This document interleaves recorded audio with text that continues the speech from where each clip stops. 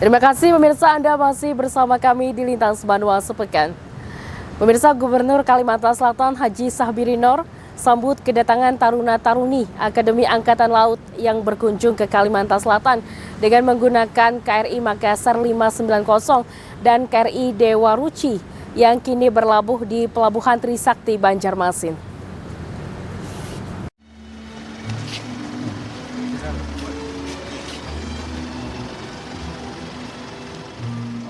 Selamat pagi. Gubernur Kalimantan Selatan Sahbiri Noer menyambut kedatangan taruna-taruni Akademi Angkatan Laut yang berkunjung ke Kalimantan Selatan. Ratusan taruna-taruni tersebut datang menggunakan KRI Makassar 590 dan KRI Dewa Ruci di Pelabuhan Trisakti Banjarmasin Rabu 11 November 2023.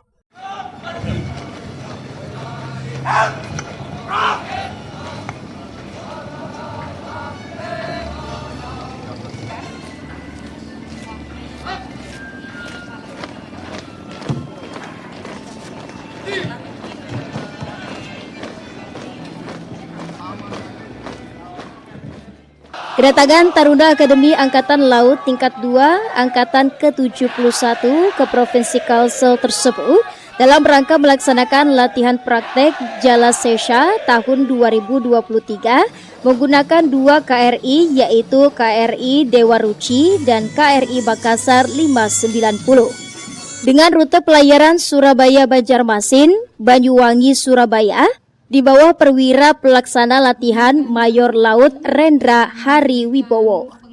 Menurut Gubernur, kedatangan kapal legendaris dengan julukan Sang Legenda itu menjadi suatu kebanggaan bagi masyarakat Kalsel Babus Salam. Paman Birin juga menyampaikan bahwa kedatangan 2 buah kapal milik TNI Angkatan Laut ini adalah bukti dedikasi dan profesionalisme TNI Angkatan Laut dalam menjaga kedaulatan negara di lautan Indonesia.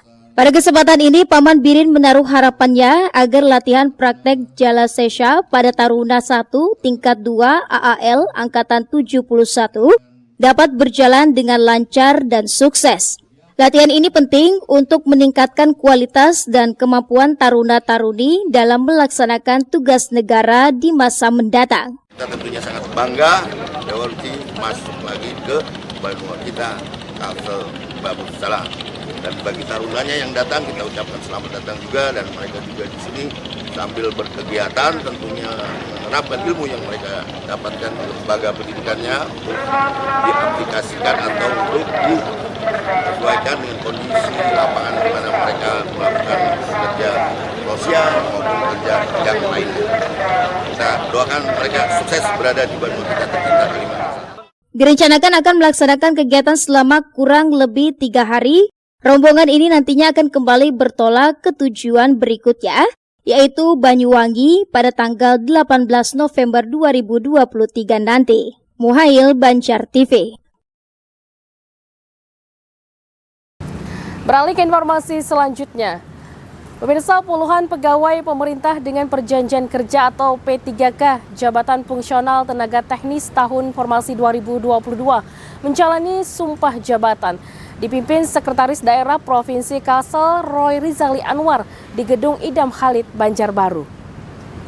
Sebanyak 42 pegawai pemerintah dengan perjanjian kerja atau P3K Jabatan Fungsional Tenaga Teknis tahun formasi 2022 mengikuti prosesi pengambilan sumpah jabatan berlangsung di Gedung Idam Khalid, Banjarbaru Senin 13 November 2023. Selain pengambilan sumpah jabatan oleh Sekda Prov Kalsel Roy Rizali Anwar, mewakili Gubernur Sahbiri Noer, juga diserahkan surat keputusan atau SK pengangkatan P3K dan penandatanganan perjanjian kerja dengan pemerintah Provinsi Kalimantan Selatan. Dalam arahannya, Roy Rizali Anwar menyatakan dalam menjalani profesi sebagai ASN, baik itu PNS ataupun P3K, terkait dengan norma-norma, aturan dan etika yang harus dipatuhi. Roy juga berharap dari 42 P3K yang diambil sumpahnya bisa menjadi teladan dan panutan dalam menjalankan tugas sebagai abdi negara dan abdi masyarakat.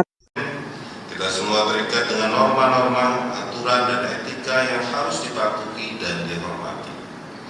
Seorang ASN dalam kedudukan sebagai PNS maupun P3K, semua mempunyai hak dan kewajiban juga dibatasi oleh larangan-larangan yang tidak boleh dilanggar. Sementara itu, Sekretaris Badan Kepegawaian Daerah Provinsi Kalimantan Selatan Widarti menjelaskan total ada 42 P3K yang diambil sumpah jabatan pada hari ini akan ditempatkan pada 15 instansi di lingkungan pemerintah Provinsi Kalsel.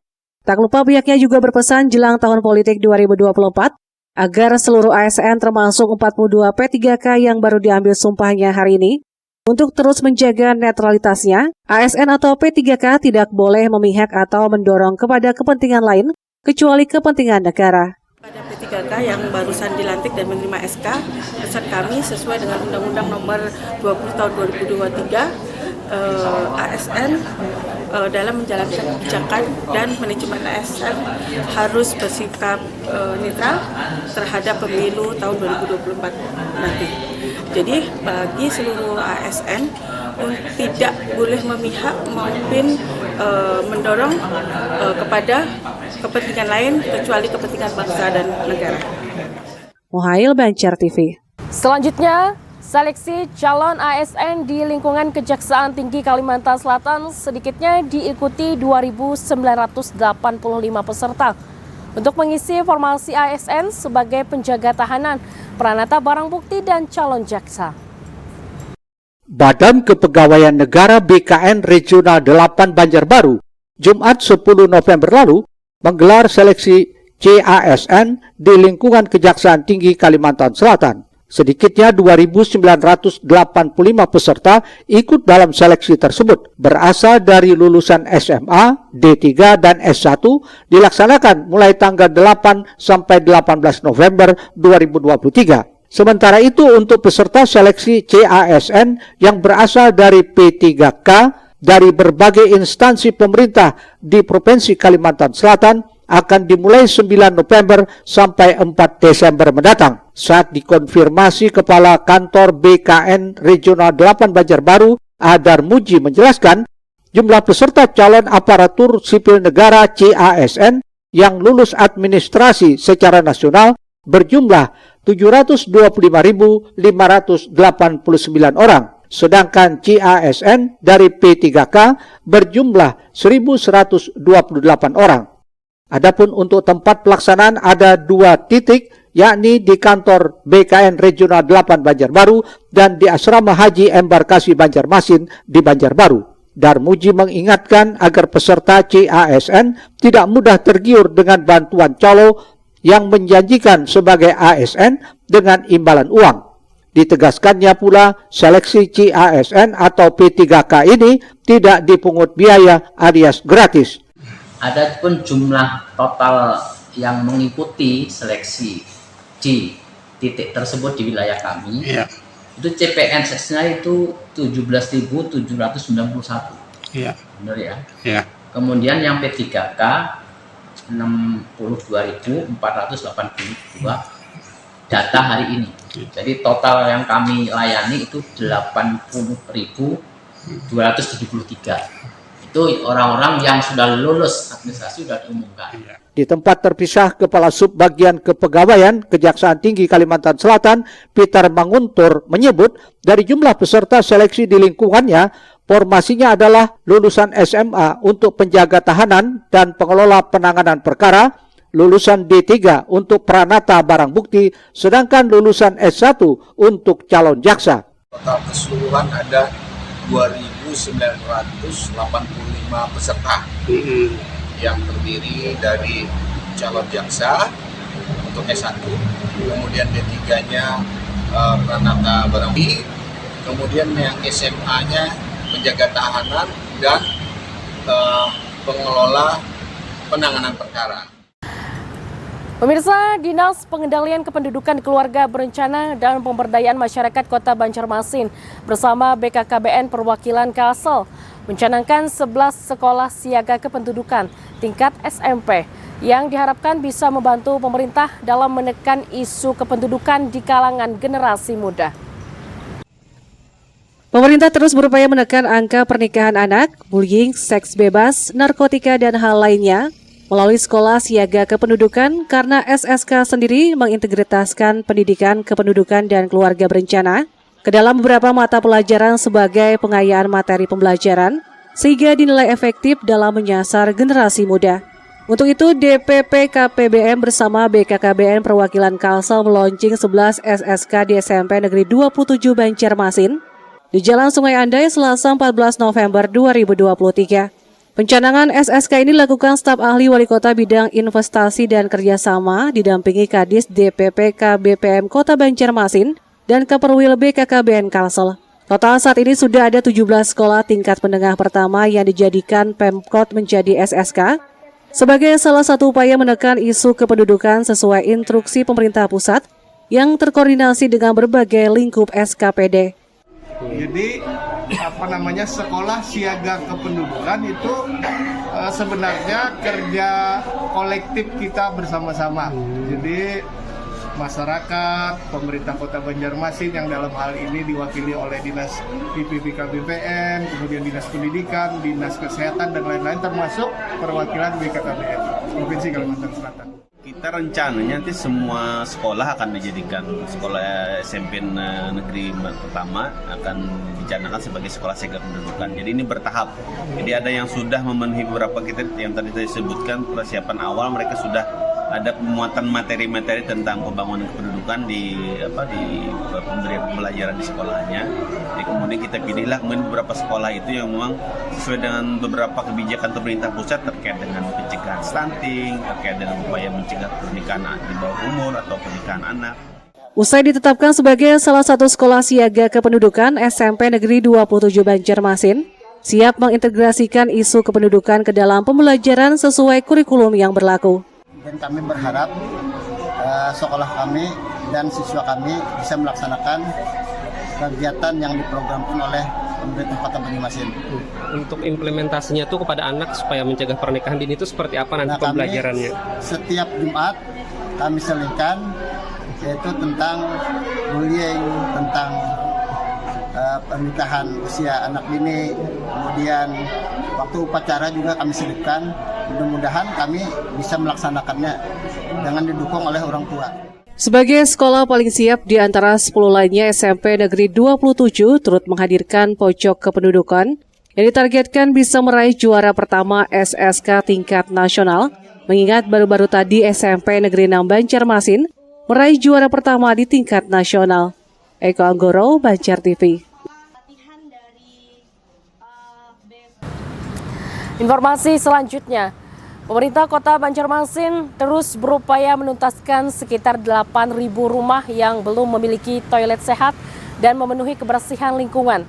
Sementara itu, pemirsa, pada RAPBD tahun 2024 ini, Dinas Perumahan dan Kawasan Permukiman Kota Banjarmasin juga mengusulkan tambahan anggaran untuk program toilet sehat. Kami hadirkan informasinya untuk Anda.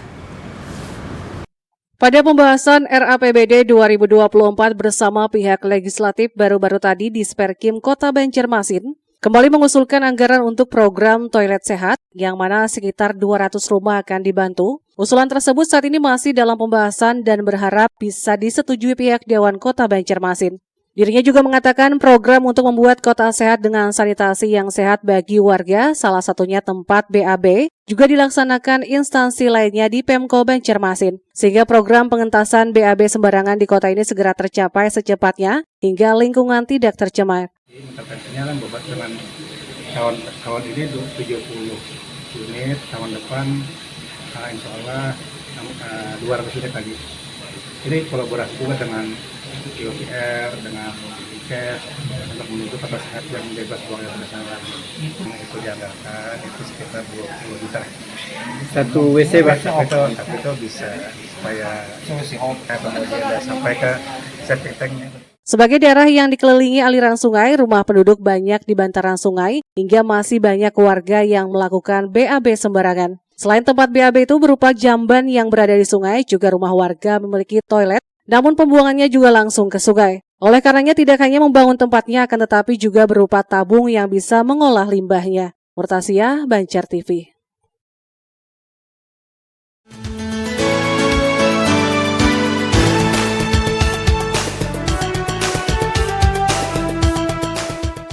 Menurut Kepala Dinas Perumahan dan Kawasan Pemukiman Kota Banjarmasin, Chandra, baru-baru tadi usai rapat bersama Banggar DPRD Banjarmasin, Pemerintah Kota Banjarmasin bertahap untuk menuntaskan perilaku warga yang BAB sembarangan.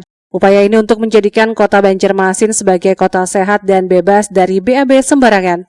Karenanya pemerintah Kota Banjarmasin melalui instansinya memiliki program memberikan bantuan untuk pembangunan toilet sehat bagi masyarakat yang rumahnya belum memenuhi standar toilet sehat. Contohnya waktu itu yang tong kasungan.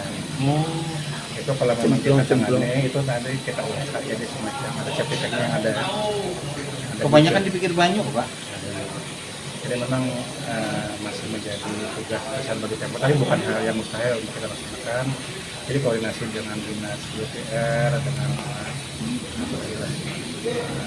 bloknya terkait Pak. Untuk yang tadi reguler kan tadi sudah kita laksanakan 200 unit di tahun 2024. Jadi memang jika memang nanti disetujui, nanti kami usahakan lagi untuk penambahan di Kode itu sekitar 200. Chandra menambahkan data awal sebanyak 10.000 rumah warga di Kota Banjarmasin yang dinilai tidak memiliki tempat BAB sehat, sebanyak 2.000 sudah dituntaskan lewat program tersebut. Murtasiah, Banjar TV. Pemirsa, DP3A Kota Banjarmasin terus berupaya menekan terjadinya berbagai kekerasan yang terjadi, salah satunya melalui sosialisasi dan edukasi terhadap masyarakat. Sementara itu, berdasarkan data DP3A, kasus kekerasan anak hingga Oktober 2023 terbanyak dialami pada anak perempuan. Terkait tingginya angka kekerasan pada anak perempuan di Kota Banjarmasin saat ini, apa upaya DP3 dalam mengurangi lonjakan kasus kekerasan terhadap perempuan dan anak di Banjarmasin? Kadis DP3 Muhammad Ramadan mengatakan sebagaimana diamanahkan oleh Kementerian P3A, dengan menumbuhkan kesadaran serta meningkatkan pemahaman yang bertujuan mengubah pola pikir dan perilaku masyarakat agar menghindari perbuatan kekerasan. Di samping itu bertindak cepat dalam penanganan jika mendapati kekerasan, caranya memberikan sosialisasi serta edukasi kepada masyarakat. Pihaknya juga mengelola fokus aktivis peduli perempuan dan anak di masyarakat, yakni pelindungan anak terpadu berbasis masyarakat alias PATBM. Bagian dari Satgas untuk bagaimana rehabilitatif, untuk mediasi sehingga bisa tidak sampai ke ranah hukum. Tapi kalau ke ranah hukum juga akan anak berhadapan dengan hukum. Kalau anak-anak akan didampingi oleh tim Satgas yang memang expert menangani untuk masalah-masalah tersebut. Di era sekarang ini diharapkan masyarakat semakin sadar pentingnya menghindari perilaku kekerasan dalam bentuk apapun, melenyapkan stigma yang mewajarkan perilaku kekerasan, baik dalam rumah tangga, lingkungan sekitar, dan institusi pendidikan. Rizna, Banjar TV.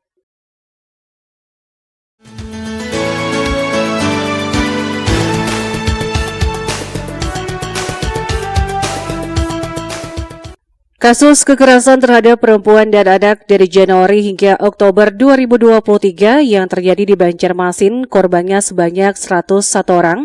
Terbanyak yang menjadi korban adalah anak perempuan, kemudian disusul perempuan, terakhir anak laki-laki. Ini disampaikan Kepala Dinas Pemberdayaan Perempuan dan Perlindungan Anak Muhammad Ramadan saat berada di gedung DPRD Banjarmasin baru-baru tadi. Sebelumnya Pak. Ya, alhamdulillah kalau dari 2022 agak penurunan ya. Mudah-mudahan 2 bulan terakhir ini bisa kita tekan karena dari per bulannya itu memang ada tren meningkat di bulan sekitar bulan Juli dan bulan Mei. Tapi selebihnya sudah menurun. Bulan Oktober ini kan hanya 4. Kalau secara tren 5 tahun terakhir memang fluktuatif lah. Ada peningkatan dari tahun 2019 sampai 2022. Nah harapannya memang 2023 bisa menurun. Karena dampak COVID itu kan berdampak juga terhadap kekerasan perempuan dan anak. Faktor apa yang menjadi penyebab terjadinya kekerasan? Ramadan demikian panggilannya menyebutkan bisa dari faktor eksternal seperti status ekonomi di bawah rata-rata, pendidikan rendah, relasi kuasa, sampai stigma di masyarakat yang menganggap kekerasan adalah hal yang wajar, atau faktor sosial dan lingkungan keluarga juga berpengaruh. Rizna, Banjar TV. Pemirsa, tetaplah bersama kami di Lintas Banua Sepekan. Usai jeda berikut kami hadirkan mahasiswa UT bersihkan objek wisata Pantai Batakan Baru.